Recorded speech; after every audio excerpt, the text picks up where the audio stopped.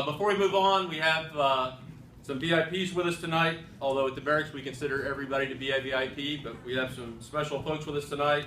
First off, the Honorable Marlon Stutzman from the 3rd Congressional District of Indiana. All right.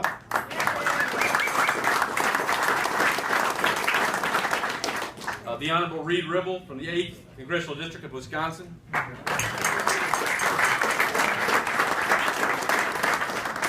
The Honorable Raul Labrador and his wife Rebecca from the 1st Congressional District of Idaho. Idaho.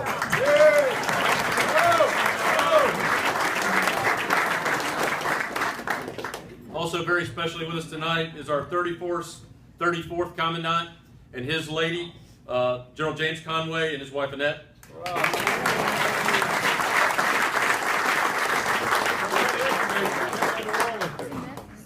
We turn around right behind General Conway.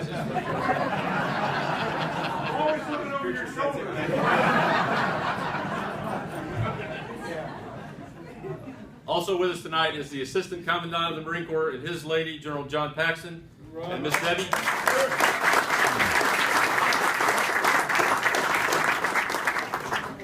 And our first representative of the Navy Marine Corps team from the Department of the Navy, the Honorable Susan Rayburn, the Assistant Secretary of the Navy for Financial Management and Comptroller, and her husband, David.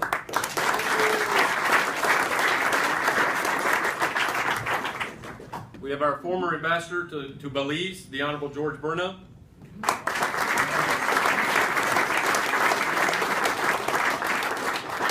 The 22nd General Counsel of the Department of the Navy, the Honorable Paul Roosberg, and his wife Tanya.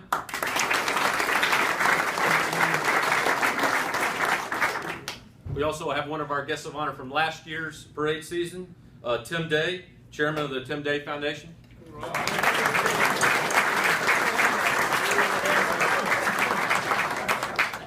Also with us tonight is Mr. Donald Brin and his wife Bridget.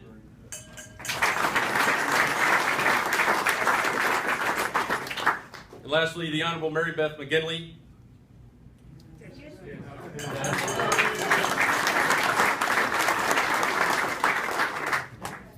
And then the music tonight's been provided by a new father, Gunnery Sergeant Russell Wilson, pianist for President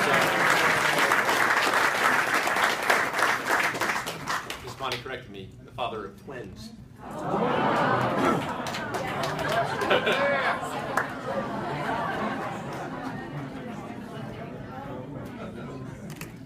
And while Miss Bonnie is the most important resident of Marine Barracks, Washington, D.C. All right, enough of that.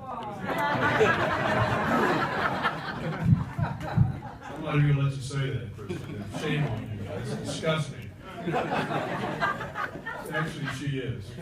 Ladies and gentlemen, welcome. And I think we've probably got some folks still over there in the main dining room trying to avoid the crowds in here. But welcome. Welcome to this grand old home.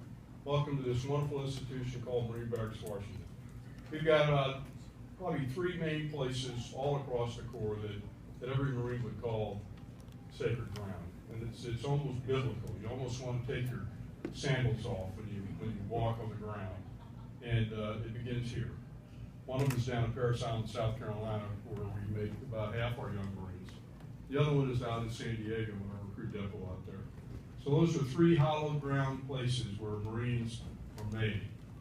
They're not made here, but we certainly come up here, and we represent the Corps throughout Washington, D.C. So welcome to this wonderful home. Steeped in tradition. I hope you've had an opportunity to go through all 3 floors. There's history on every wall, on the floors. The home is actually a living museum, and Bonnie and I are honored to be able to live in this home. Ladies and gentlemen, we've got lots of VIPs. We've already talked about Russell Wilson. He's had twins. Jim Conway, I get to see, he does look over me, check up on me all the time. I remember Carl Mundy, who we buried just about 2 months ago, or 30th Commandant. And he used to say, you know, Jim, you wake up about 4 o'clock in the morning and you've got all this stuff going on and things happening. You kind of wander around, you look in the eyes of all the commandants and portraits and you go, talk to me. Is that right, Jim? That's pretty close to right, isn't it? You walk around and you go, help me, man, help me. Help me make it through the night. but welcome to our home. I do have my high school classmates, 1964 Carmel, California. There we go.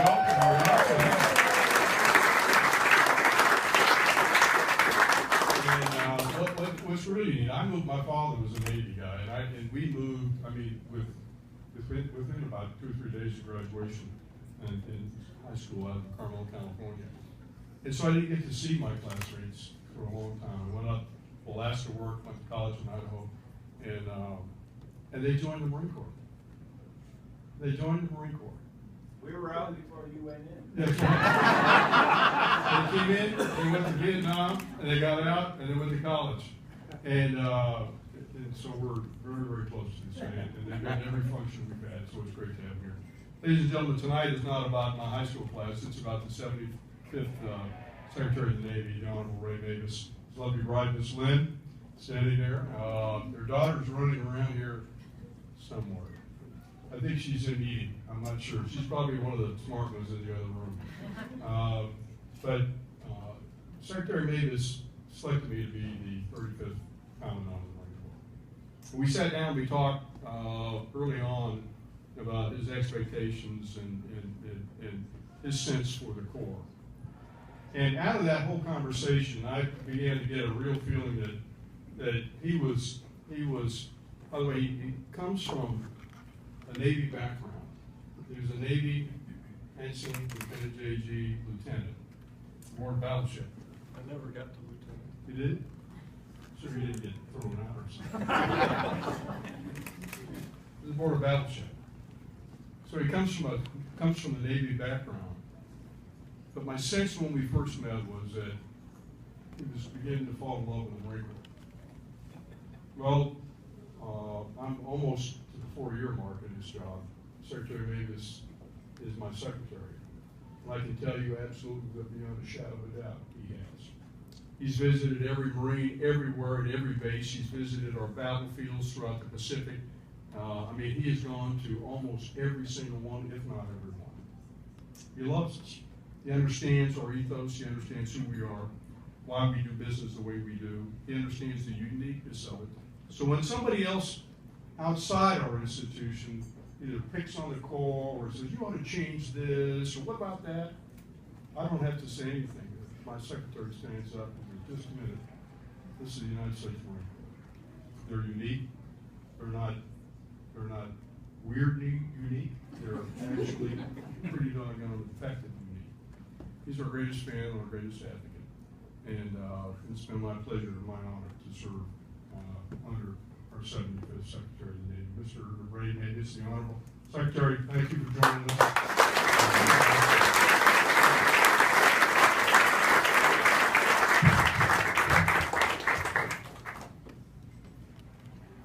I thought this was important enough to write something down. So, there we go. Oh. Sure, I thought it was important enough to fix this microphone.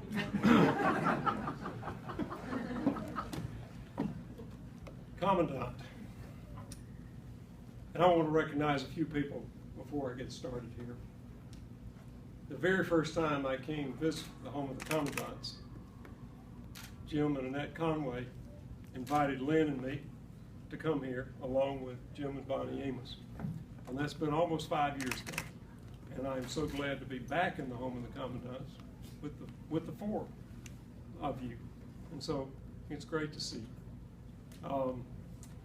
Lynn gets to perform a great duty tonight, which I'll talk about in a moment. And a lot of her friends and family have come from Mississippi and further away to be with us.